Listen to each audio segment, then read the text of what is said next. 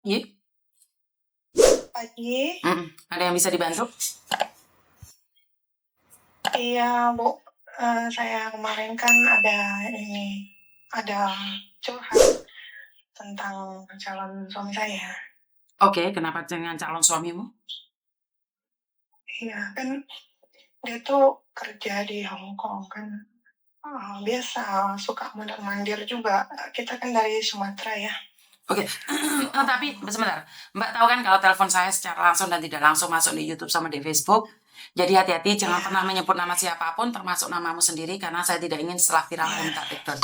Jadi kamu berasal dari Iya, Sumatera. Miss. Awak dari Sumatera. Iya, Miss. Oke. Iya, Miss. Terus? Iya.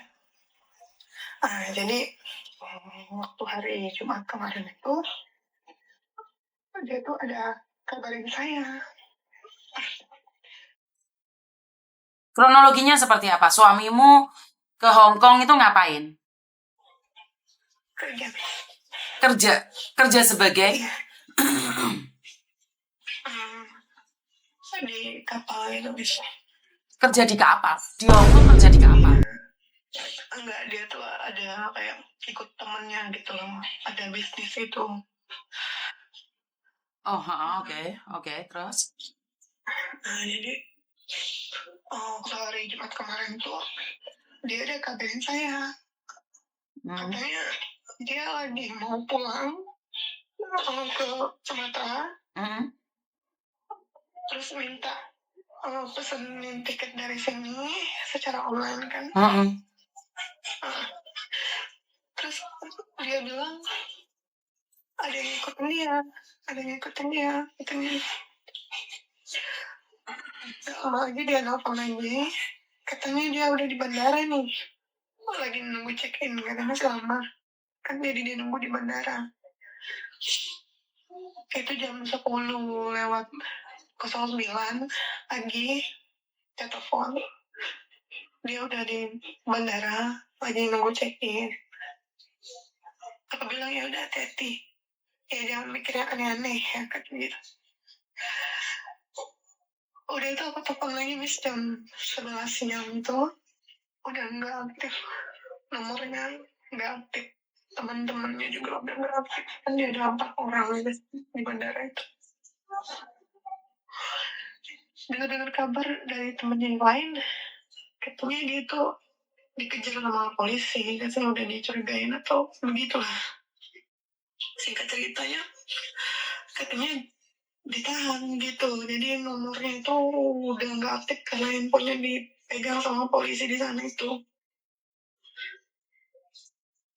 Jadi saya tuh mau mastiin apa benar dia ada di situ atau dia dibunuh orang atau gimana, saya nggak tahu nih. Kapan dia keluar dari Sumatera? Kapan dia terbang ke Hong Kong? Waktu hari Rabu, Miss.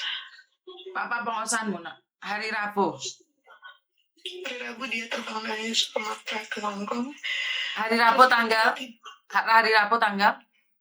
Rabu kemarin, Miss. Itu tanggalnya apa ya? Tanggal 6. Iya, ya, tanggal 6. Terus?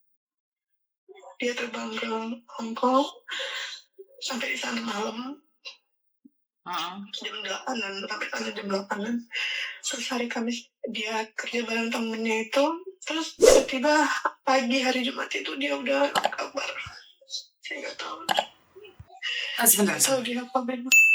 Sebentar. Jadi dia dari Sumatera terbang tanggal 6 atau dari Jakarta tanggal 6? Terus? Dari Jakarta tanggal 6. Pesawat itu jam 2 siang dari Jakarta.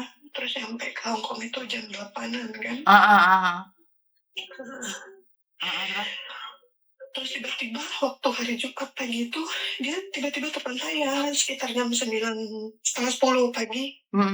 Dia minta pesenin tiket online sama saya nih. Katanya nggak jadi karena ribet, dia butuh cepet katanya, karena dia udah ngerasa nggak nyaman di situ dikatain orang gitu.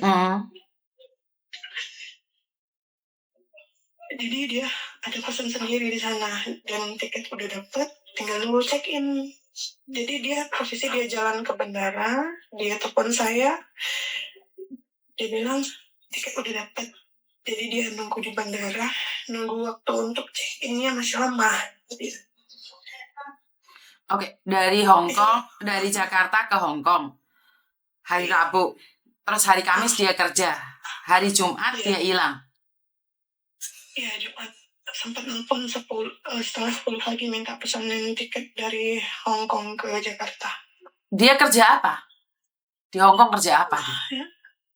Dia tuh bisnis dan teman-temannya ikut bisnis di sana gitu. Ini ya bisnis apa sayang? Karena di Hong Kong itu tidak mudah loh. Tiba-tiba ngomong bisnis. Jangan-jangan bisnis narkoba, jangan-jangan bisnis yang lainnya. Bukan, ya pokoknya negatif premis, tapi bukan narkoba gitu. Iya, kalau ini gimana ya?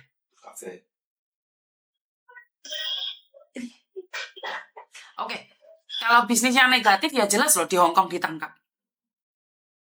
Iya, Miss, itu makanya saya tuh mau tahu apa dia tuh benar ada di tahanan situ. Karena kalau kejadiannya baru hari Jumat, mungkin dia masih proses ya atau gimana, saya kurang paham juga, Miss. Nah, sidang juga mungkin masih menunggu sidang kan, Miss, ya, karena baru kan hari Jumat kemarin kan kita nggak tahu. Soalnya gini loh Mbak, dia posisinya itu masih turis, nggak mungkin ditangkap. Ditangkapnya dia nggak ada kesalahan tentang keimigrasian. Tapi kalau dia bekerja di sini sebagai money laundry, sebagai sindikat, sebagai kalau dia bekerja sebagai sindikat atau scammer atau penjual narkoba, ya pastinya dia ditangkap walaupun visanya masih ada. Jadi kan saya berpikiran positif aja nih. Kalau dia bekerja di sini bisnis, pasti bisnisnya lah yang mengakibatkan dia ditangkap. Benar nggak? Lah kalau dia bekerja, karena bekerja itulah dia ditangkap. Karena bisnis di Hong Kong itu nggak bisa Mbak asal bisnis saja. Jadi nggak ada bisnis di Hong Kong dengan mudah itu dengan mudah. Jadi tidak ada bisnis yang begitu mudah di Hong Kong loh Mbak. Saya sebagai permanent resident saja tidak mudah untuk ngurus-ngurusi bisnis. Apalagi suamimu yang dari Indonesia. Dia punya modal berapa untuk bisnis di Hong Kong? Kan boleh dong saya menaruh curiga bisnis apa yang dilakukan oleh suamimu.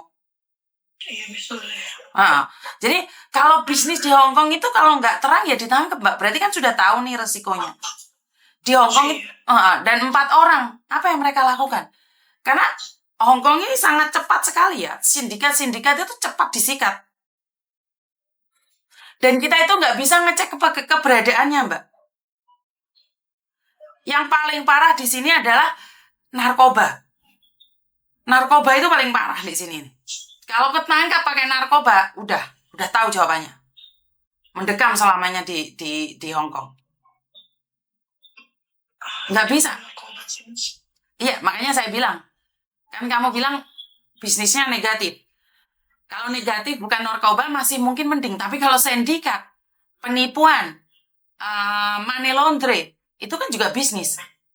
Di sini kan kamu tidak memperjelas bisnis dia. Tapi kamu cuma bilang kalau bisnisnya bisnis yang nggak baik. Berarti sesuatu yang nggak baik, pasti dampaknya juga nggak baik gitu loh.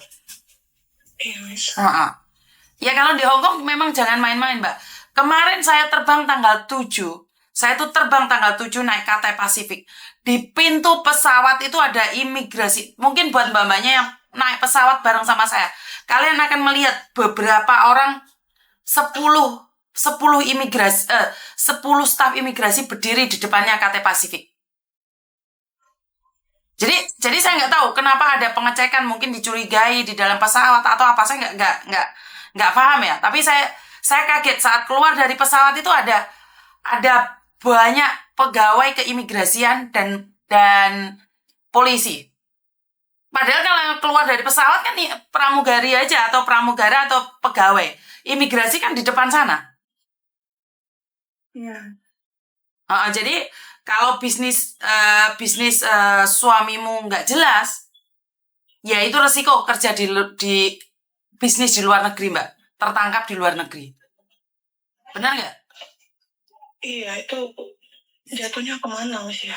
Kalau misalkan mereka tuh ditahan, kita mau cari kabarnya itu gimana ya Mas? Nggak bisa, Mbak. Kalau di sini nggak bisa cari kabar, kecuali dia yang mengabari kita. Jadi dia harus ngabarin ke KJRI, ke kedutaan. Jadi kalau dia ditangkap, dia harus menulis surat ke kedutaan. Karena saat ditangkap, mereka tuh ditanyain.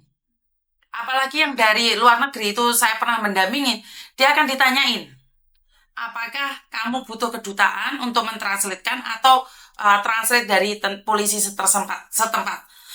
Kalau dia membutuhkan dari kedutaan, maka akan diteleponkan kedutaan. Tapi kalau orang itu tidak mengatakan kedutaan, ya di situ dia sendiri. Dan setelah kalau kedutaan tahu, mereka akan kirim surat dan kedutaan akan kirim surat ke rumahmu. Tapi kalau enggak, ya nggak ada yang tahu, Mbak. Keberadaan dia seperti apa itu nggak ada yang tahu. Kalau dari pengalaman sebelumnya, Miss, dia kan ada teman juga, Miss, begitu juga.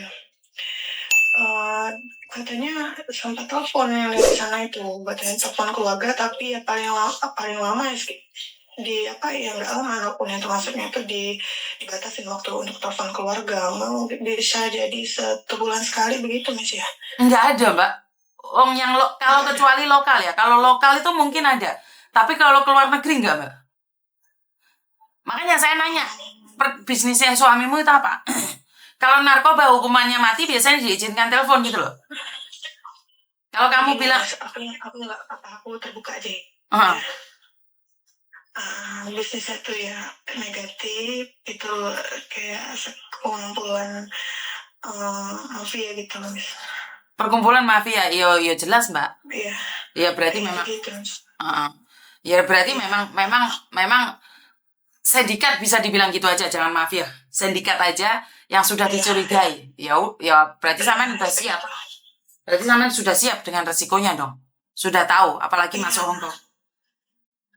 Hongkong. Iya.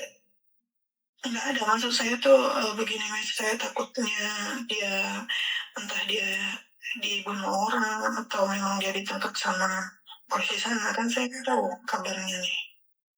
Wah, itu sulit dideteksi, Mbak. Tapi kalau kejahatan di Hongkong itu sangat minim sekali ya.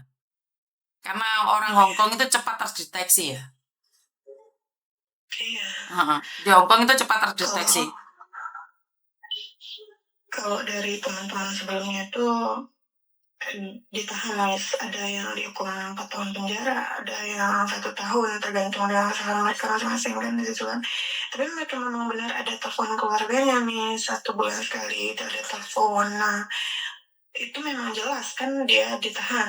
Nah, yang saya bingung ini, suami saya ini kemana, Miss? Apa memang dia ditahan 4 orang itu, atau memang dia dibunuh di lokasi di mana, saya nggak tahu. Jadi saya tuh mau cek keberadaan dia di tahanan itu di mana gitu, Miss. Kalau memang di tahanan ya sudah syukur, berarti dia masih ada nyawanya gitu kan, Miss. Saya nggak nanya dia gimana kabarnya gitu. Kalau di Hongkong dibunuh cepat sekali sih, Mbak, ketahuan, Mbak. Cepat sekali di Hongkong. Cepat sekali ketahuannya. Kalau di Hongkong. Kalau di Hongkong itu cepat sekali. Ya kalau ada updatean atau informasi apa nanti saya kasih tahu kamu. Tapi kok bisa-bisanya jadi mafia di Hongkong gitu loh. Berapa kali suamimu ke luar negeri? Berapa kali? Udah sering, Miss. Udah sering. Udah sering keluar masuk Sumatera, Hongkong gitu? Oh ya, sudah sering. Oke. Ya, nanti kalau ada Oke, jadi kalau ntar ada updatean, jika ada informasi apapun tentang orang Indonesia, nanti saya kasih tahu kamu. Oke, terima kasih. Oke, kasus sindikat, aduh, bingung saya nggak bisa ngomong apa-apa. Ya wes, saya bingung ya, keawalan itu ya. Apa? Aduh, saya nggak tahu harus ngomong apa, wes. Ya udah kita bahas yang lainnya lagi nih. Ada yang ketipu-tipu ini. Siapa lagi yang ketipu ini? Aduh, pusing saya.